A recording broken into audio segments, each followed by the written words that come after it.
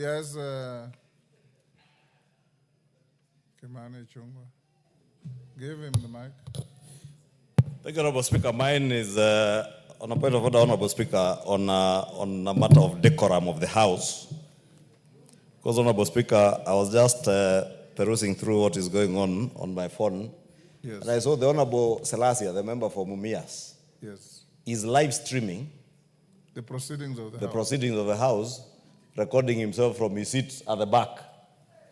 Honorable Speaker, the House under the Parliamentary Service Commission has given us live coverage on national TV, and we cannot belittle the work of this House through such uncouth methods as live streaming, recording on your phone and live streaming what is going on in the House, and saying very unpalatable things on live media. Now, request that you ask him to even delete those things and apologize to the House.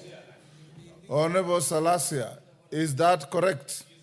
Speaker, you know, most of the time when I've been staying here for a very long time without being given an opportunity to speak. Honorable Salasya, is what is being alleged correct?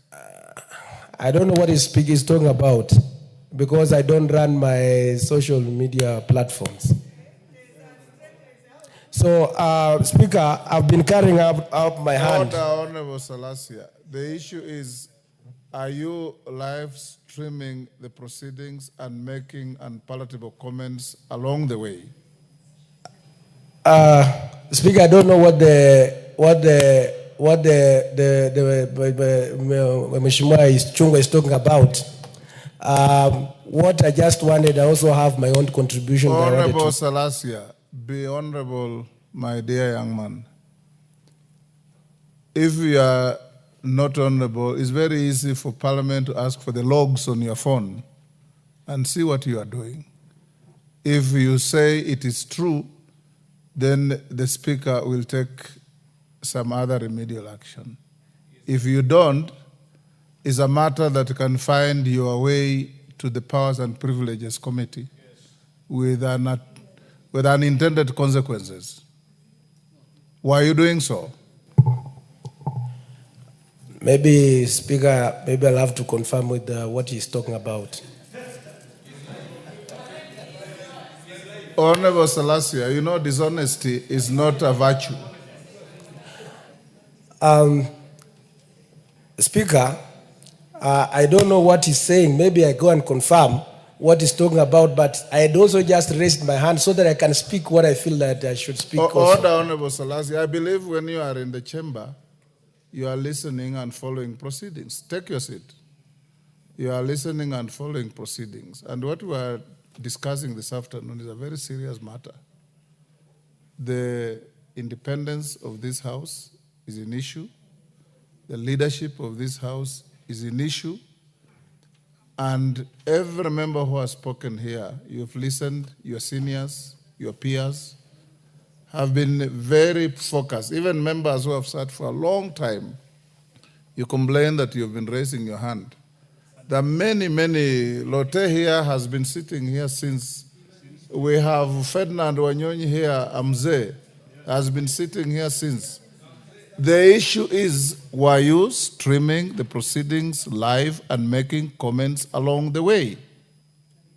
Comments that your colleagues are saying are unpalatable. And that is the issue that has been raised by the member for Kikuyu. Speaker,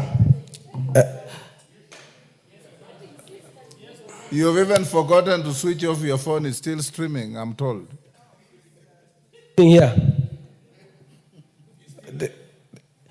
So I don't know, maybe Honorable Ichungwa can say maybe what I've said. Honorable Salasya, what I'll do is I'll instruct the clerk to get the logs on your phone. And if I find that what is being alleged is correct, then I'll invite a member to file a complaint and refer to the Powers and Privileges Committee for appropriate action. You can also be named.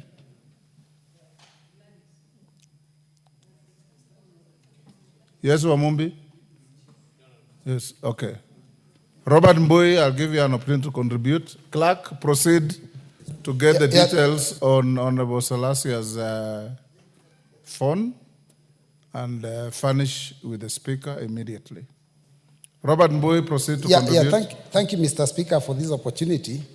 Mr. Speaker, first I find this debate a little misplaced because I don't know whether as a House we are supposed to be discussing court rulings and, because I thought that generally what we do with court rulings is implement them. But we have spent the whole afternoon discussing this issue of the court ruling, whether the judges were right or they are wrong. Robert Mbui, if you Mr. listen Speaker, to the beginning, don't take us back.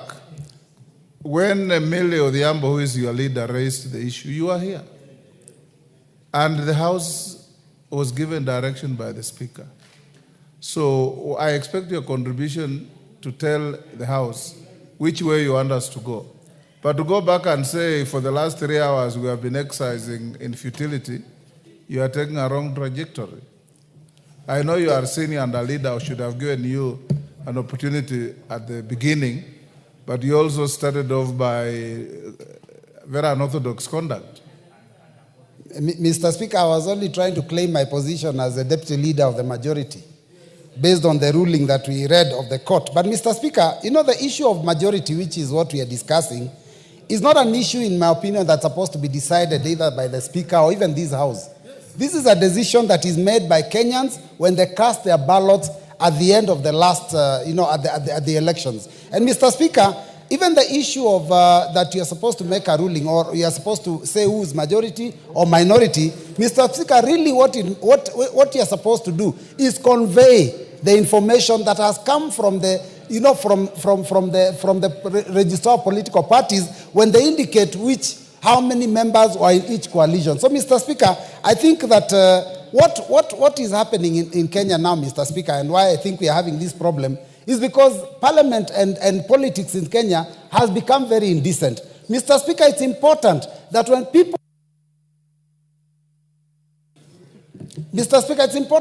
people are elected in a certain coalition, they spend their 5 years in that coalition. And Mr. Speaker, if anyone feels that they do not want to belong to that coalition, the law is also very clear that you can go and seek a fresh mandate. But you know what we have been doing here, Mr. Speaker, is that people are elected in one party in the middle of the term, they jump ship and go to another party. Our leader, Raila Amolo Odinga, was in a party and he was dissatisfied. He left, went for a by-election, was re-elected, was brought back to the House. This business of people just crossing, I think, Mr. Speaker, is a problem, and that is why we are here today. Otherwise, I want us to respect the court ruling. Majority is the Azimio, and the minority can take up their position on the other side. Thank you, Mr. Speaker.